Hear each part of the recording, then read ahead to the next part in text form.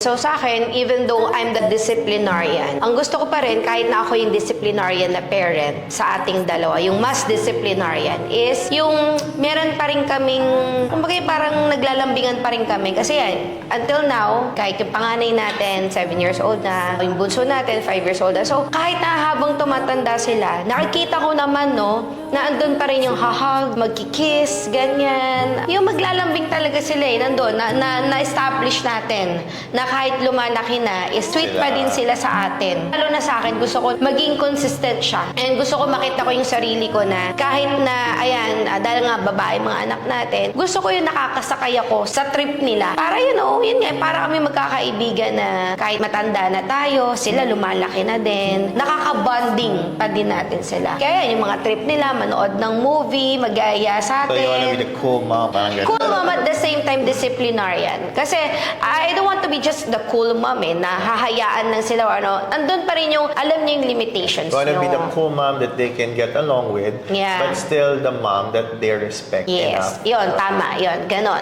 Exactly. And I think you're also, mommy, the parent na gusto mo talaga matuto sila ng discipline in terms of taking care of themselves. Yeah. Oo. Technically, medyo ako yung nagtitake part sa pag-work, di ba?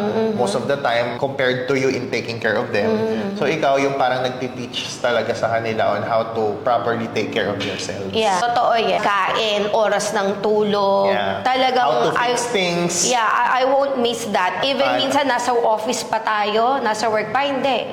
Talaga i-check ko. Kasi especially when they're with my mom, so talagang i-check ko yung nakainom na ng gamot and everything is natatrack ko talaga. Alright. Tapos ako naman, kapag syempre, there are things na hindi naman niya napapansin or minsan hindi lang niya na-realize. Yeah. And I notice it, sinasabi ko lang din sa kanya. Teamwork, in short, teamwork for the kids.